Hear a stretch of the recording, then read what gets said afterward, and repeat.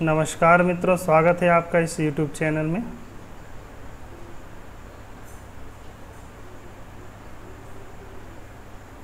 नमस्कार मित्रों, स्वागत है आपका मेरे इस YouTube चैनल मैक मैजिक में दोबारा। मेरे पास कई लोगों ने कांटेक्ट करके यूपी आरवीएनएल का सिलेबस बताने के लिए कहा है। देखिए क्या है कि यूपी आरवीएनएल का कोई भी ऐसा ऑफिशियल सिलेबस नहीं है किसी ब्रांच का कि इसी में से मैकेनिक टेक्निकल पूछा जाएगा।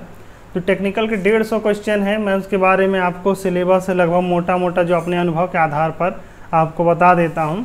आप इनको में पढ़ सकते हैं ये, ठीक। तो इसमें से कई क्वेश्चन आएंगे, तो सबसे पहले मैं धीरे धीरे करके आपको बताता जाता हूँ। और ये जो पी है इसको बाद साथ में जो भिन्न भिन्न टॉपिक है उसमें क्या मुख्यतः पूछा जाता है उसके बारे में भी आपको बता दूंगा, ठीक। तो आप हमारे साथ बने रहिए और शुरुआत करते हैं।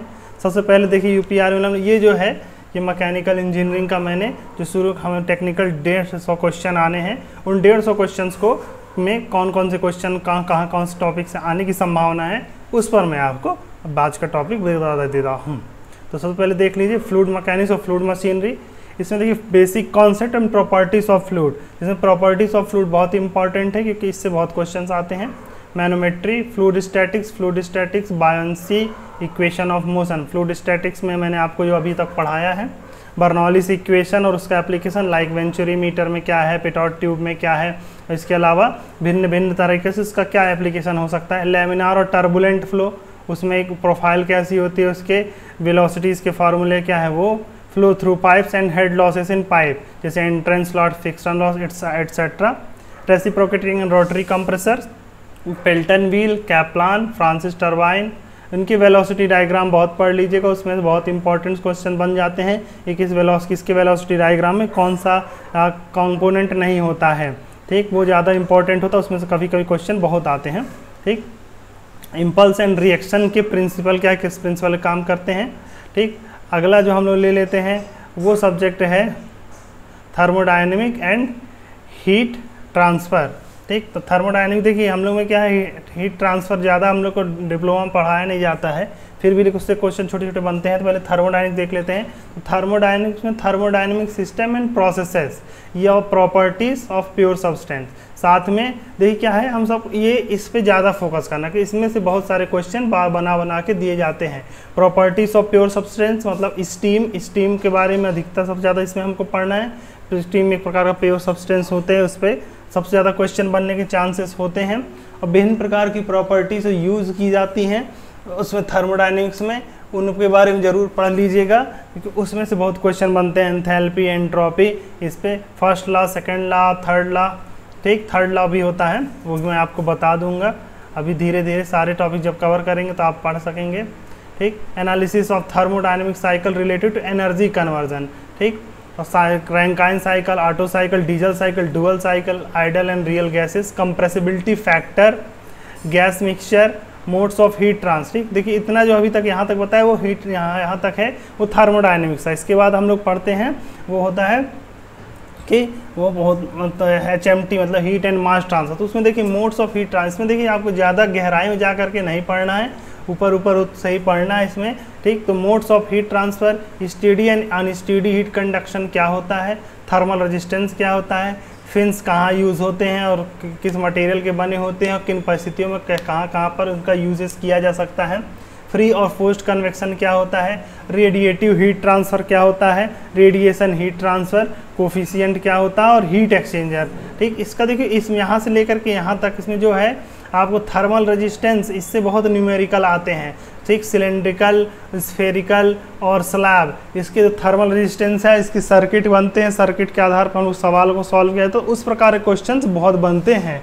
तो इसमें ज़रूर पढ़ लीजिएगा। अब आता है अगला जो सिलेबस हम बताने जा रहे हैं वो है आईसी इंजन। आईसी इंजन देखिए इसमें आपको मेनली एसआई इंजन पढ़ना होता है, सीआई इंजन पढ़ना होता है, पेट्रोल इंजन और डीजल इंजन पढ़ना होता है, ठीक। इसके इंजन का सिस्टम क्या होता है, उसको किसका कौन कौन से कंपोनेंट होते हैं, जैसे सिलेंडर है, पिस्टन है, किस मटेरियल के बने होते हैं, बहुत ही इंपॉर्टेंट होता है, ठीक। जैसे पिस्टन रिंग किस मटेरियल की बनी होती है, ठीक। उसमें हमने क्रैंक शाफ्ट किस प्रक्रिया प्रोसेस द्वारा बनाया जाता है। तो इन सब के मैन्युफैक्चरिंग प्रोसेस में जाकर के आईसी इंजन्स के बारे में पढ़ना है, वो ज़्यादा इंपॉर्टेंट है। Performance characteristic and testing of IC engine, इसमें से एक ना एक क्वेश्चन जरूर का जरूर आता है। फ्यूल की प्रॉपर्टीज़ बहुत पूछी जाती है। पोरिंग पॉइंट, क्लॉगिंग पॉइंट, ये जरूर आता है, इसमें से जरूर पढ़ लीजिएगा फ्लूइड की property. Knocking SI and CI engines, ये भी इंपॉर्टेंट है।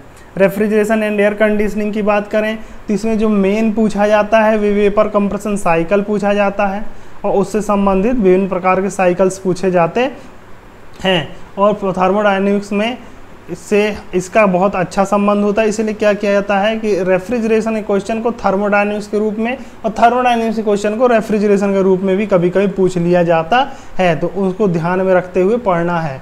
आजकल के जो क्वेश्चन आ रहे हैं एग्जाम में किसी सब्जेक्ट विशेष के ना हो करके दो सब्जेक्ट का फ्यूज़न तैयार करके फिर बनाया जा रहा है, ठीक। तो इसमें जो आगे है हम लोग पढ़ रहे हैं वो है, देखिए, working cycles, compressors, condensers, evaporator, expansion devices, other type of refrigeration system like vapour absorption system, vapour jet system, psychometric properties and processes. Psychometric property मतलब एयर की जो प्रॉपर्टीज होती है, एयर और मतलब एयर मॉइस्ट एयर की जो properties का अध्ययन किया जाता है तो साइकोमेट्री कहा जाता है।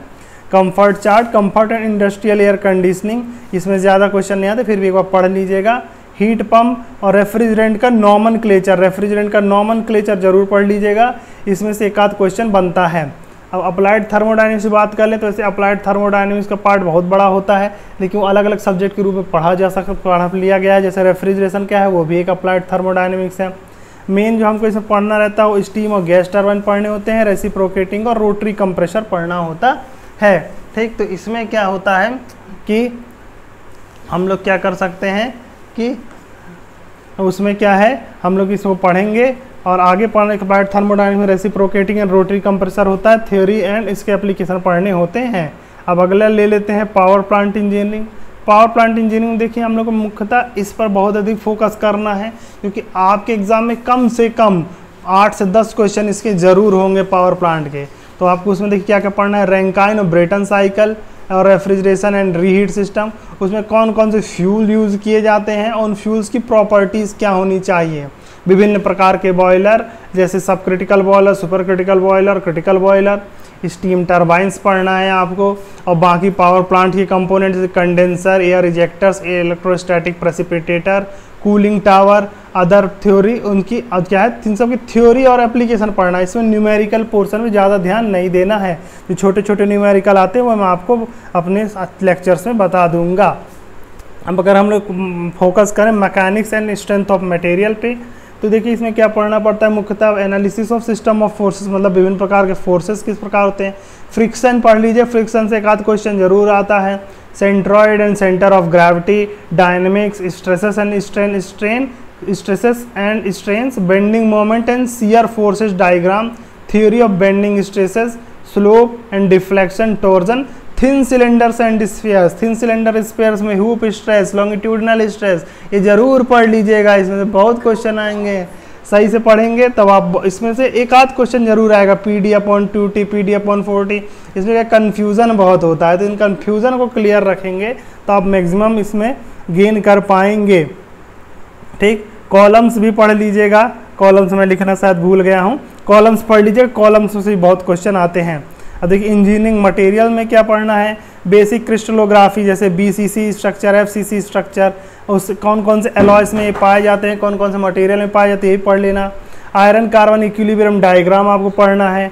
हीट ट्रीटमेंट से बहुत से क्वेश्चन आते हैं। अगर मान लीजिए कि इंजीनियरिंग मटेरियल से क्वेश्चन पूछना चाहता है तो सबसे पहले आपसे हीट ट्रीटमेंट पूछेगा, अनिलिंग, नॉर्मलाइजिंग, ठीक, लेडेबोराइट, ये सब पूछा जाता है, ठीक। सीमेंटाइट, तो देखा आयरन का सबसे कठोरतम भाग, कठोरतम क्या है, रूप क्या है, वो है सीमेंटाइट ही है।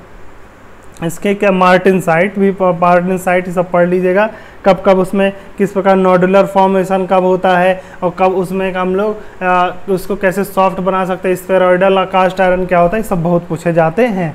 अब उसकी मैकेनिकल प्रॉपर्टीज और टेस्टिंग ये जरूर पढ़ लीजिएगा। 4P टेस्ट बहुत पूछा जाता है कि किसी मतलब उसमें किस प्रकार से किस बीम की भांति उसका जो टेस्ट स्पेसिमेन होता है एक्ट करता है, बहुत पूछा जाता है। अगर हम थियरी ऑफ मशीन की बात करें तो उसमें types of kinematic pair, degree of freedom के बारे में, inversion, kinetic, velocity and acceleration analysis of planar mechanism, cams with followers, vibration, free and force vibration of undamped and damped system. देखिए यहाँ से वाइब्रेशन के बारे में बता रहा हूँ। वाइब्रेशन भी थ्योरी ऑफ मशीन के साथ पढ़ लीजिएगा। यद्यपि अगर आप पता नहीं डिप्लोमा के सिलेबस में था या नहीं था, लेकिन ये होता इसमें से एग्जाम में बहुत क्वेश्चन आते हैं। डैम्ड वाइब्रेशन और अनडैम्ड वाइब्रेशन जरूर आते हैं, और क्रिटिकल स्पीड ऑफ शाफ्ट का भी क्वेश्चन कई बार आता है। गियर्स पढ़ लीजिएगा, ज्योमेट्री से किस किस प्रकार की होती है और कौन कौन सा गियर कहाँ कहाँ पे यूज़ होता है, ये ज़रूर पढ़ लीजिएगा। ठीक, क्लॉक में कौन सा गियर यूज़ होता है। ठीक, मसाला बनाने वाली जो मशीन होती है जिसमें हम लोग सीमेंट का मसाला बनाते हैं, उसमें कौन सा गियर यूज होता है। एक गियर की क्या है, इन्वॉल्यूट प्रोफाइल पढ़ लीजिएगा, इन्वॉल्यूट प्रोफाइल की विशेषताएं पढ़ लीजिएगा। ठीक, उसका इंटरफेरेंस क्या होता है, हेलिकल, स्पाइरल और वर्म गियर क्या होते हैं, और गियर ट्रेन्स पढ़ लीजिएगा। उसमें एक आध छोटा छोटा क्वेश्चन बना करके दे देता है। गायरोस्कोप भी पढ़ लीजिए, आजकल गायरोस्कोप पूछा जाने लगा है। ठीक, क्योंकि आजकल नया ट्रेंड में है क्वेश्चन पूछा जाने वाला, तो इसको जरूर ध्यान से पढ़ लीजिएगा। इसमें से भी क्वेश्चन आने की संभावनाएं बहुत प्रबल हैं। अब हम पढ़ते हैं डिज़ाइन ऑफ मशीन के बारे में। अगर हम पढ़ते हैं तो देखिए इसमें एसएन कर्व दिया। देखिए सबसे पहले यहाँ शुरू करते हैं, design of for static and dynamic loading. Theory of failure पढ़ लीजिए, पांचों के नाम याद कर लीजिएगा। ये बस नाम से ही पूछ ली जाती हैं, बस पांचों के नाम याद कर लीजिए थ्योरी ऑफ फेलियर्स के। वो बस वो उसका मतलब वो थ्योरी किसने दी थी यही पढ़ लेंगे तो आपको एक आधा नंबर पक्का हो जाएगा। Fatigue strength, SN diagram, principle of design of the machine element such riveted, welded and bolted joint, बहुत इंपॉर्टेंट है। रिबटेड जॉइंट से टीयरिंग एफिशिएंसी और सीयरिंग एफिशिएंसी, इनसे बहुत क्वेश्चंस आते हैं। Shaft, spur gear, rolling and sliding contact bearing life का formula पढ़ लीजिएगा, बहुत इंपॉर्टेंट है। ब्रेक एंड क्लचेस पढ़ लीजिएगा। ब्रेक क्लचेस में मीन रेडियस का फार्मूला पढ़ लीजिए, बहुत इंपॉर्टेंट है, उसमें से आता है। फ्लाई व्हील्स पढ़ लीजिएगा। ठीक, गवर्नर अगर आपको समय मिले तो पढ़ लीजिएगा, अगर नहीं तो फिर सिर्फ उसकी थियोरी पढ़ लीजिएगा, वही बहुत इंपॉर्टेंट हो जाता है। मैन्युफैक्चरिंग एंड प्रोडक्शन इंजीनियरिंग, अगर किसी भी एग्जाम में कोई भी क्वेश्चन पेपर जो बनता है उसमें 20% क्वेश्चन मैन्युफैक्चरिंग के ही होते हैं, इसीलिए सब्जेक्ट भी बहुत लंबा होता है और इसमें क्वेश्चंस भी बहुत अधिक आते हैं। ठीक, इसको आप जितना ज़्यादा पढ़ेंगे आप उतने ही आपको कहते हैं बहुत समय लगता है इसमें, तो जितना ज़्यादा समय हो तो मैं तो कहता हूँ कि इस सब्जेक्ट को हमेशा ही आपको पढ़ते रहना चाहिए जितना, क्योंकि सारे सब्जेक्ट आकर के मेनली इसी सब्जेक्ट पर फोकस हो जाते हैं। तो इसमें देखिए आपको कास्टिंग पढ़नी है, फॉर्मिंग पढ़नी है, मेटल की जॉइनिंग पढ़नी है, मशीनिंग और मशीन टूल लाइफ का फार्मूला BT⁴ कांस्टेंट, इसको रट लीजिए, इसमें से एक क्वेश्चन जरूर आता है। ड्रिलिंग पढ़ लीजिए, ग्राइंडिंग पढ़ लीजिए, मिलिंग पढ़ लीजिए, non conventional machining process like EDM, ECM, इन सब के प्रिंसिपल जरूर पढ़ लीजिएगा, इसमें से इनके प्रिंसिपल पर ही क्वेश्चन आते हैं। लिमिट, फिट एंड टॉलरेंस पढ़ लीजिएगा, मेट्रोलॉजी का सब्जेक्ट का टॉपिक है, मेट्रोलॉजी एंड इंस्पेक्शन पढ़ लीजिएगा। Go gate, no go gate पढ़ लीजिएगा। Computer integrated manufacturing, NC machine, CNC machine पढ़ लीजिएगा। प्रोडक्शन प्लानिंग एंड कंट्रोल, ये सबसे आ जाते हैं। Last but not the least, industrial and maintenance engineering, ये सब्जेक्ट से क्वेश्चन तो बहुत कम आते हैं, फिर भी अगर आपके पास बाकी सब पढ़ लिए हैं फिर भी आपके पास समय तो इसको जरूर पढ़ लीजिए।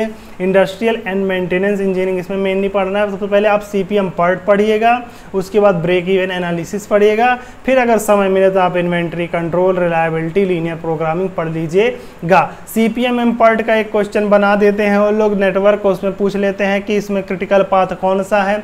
ठीक, और ब्रेक इवन एनालिसिस का छोटे छोटे फार्मूले तो वो मैं आपको बता दूंगा। ये सारा सिलेबस मैं अपने चैनल पर कवर करूंगा। ठीक, तो यदि अभी तक आपने मेरे चैनल को लाइक या सब्सक्राइब नहीं किया तो सब्सक्राइब जरूर कर लें और बेल आइकन को भी दबा के, ताकि आपको सारे नोटिफिकेशन समय समय पर मिलते रहें। तो मित्रों बने रहिए हमारे साथ, आपको आपके लक्ष्य तक जरूर पहुँचाएँगे, क्योंकि कोई भी लक्ष्य बड़ा नहीं, हारा वही जो लड़ा नहीं। तो मित्रों आज के लिए इतना ही, फिर मिलेंगे आप तो, तब तक के लिए धन्यवाद।